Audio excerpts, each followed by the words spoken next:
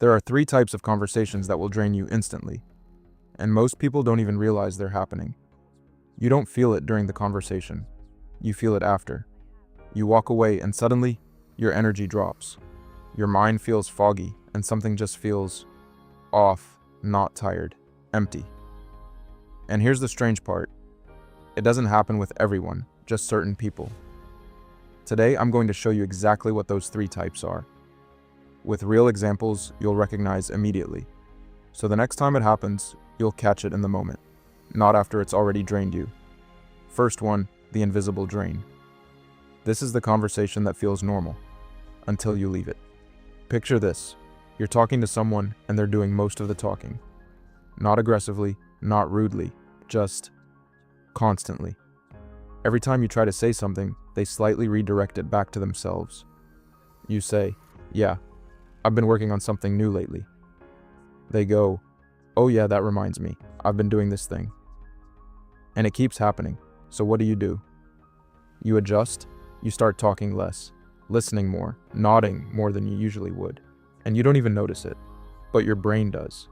Because now you're not just having a conversation, you're managing it, tracking their reactions, timing your responses, holding back what you actually want to say. That mental effort, that's the drain. So when you leave, you don't feel tired. You feel like you weren't even fully there. Second type, the emotional leak. This one feels like connection at first. You're talking to someone, and they open up. They tell you about their stress, their problems, what's going wrong in their life, and you listen, because you're a decent person. But notice what happens next.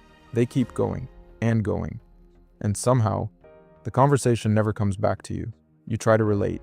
"Yeah, I went through something similar." But they cut in. "Exactly, that's how I feel," and continue their story. Now here's the shift.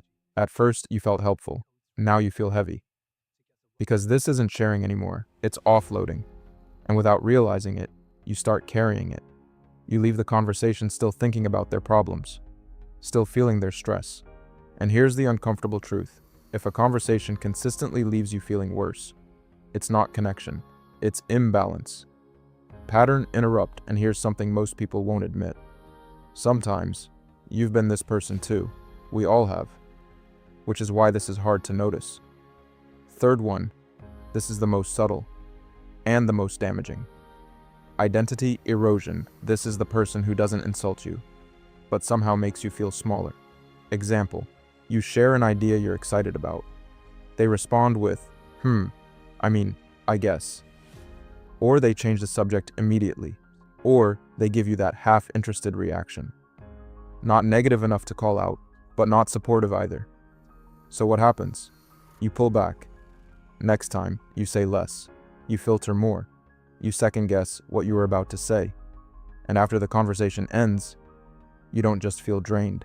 You feel less like yourself. That's not random. Your brain is picking up on subtle signals. This isn't a space where you're valued. And it adjusts accordingly. That adjustment, that's what drains you the most. Why this hits you. So why does this affect you so deeply? Why do some people walk away fine, while you feel completely off? Simple. Because you're aware enough to feel it, but not aware enough to stop it in real time. So instead, you absorb it.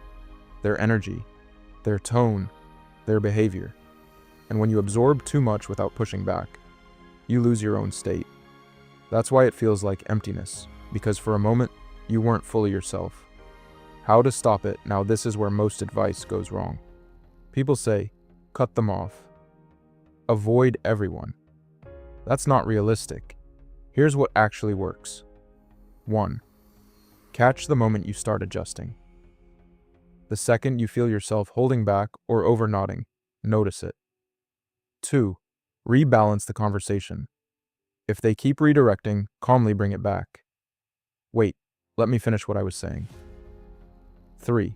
Don't overcarry emotions. You can listen without absorbing everything.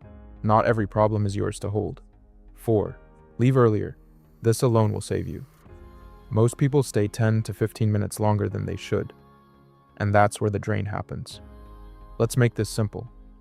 That empty feeling you get.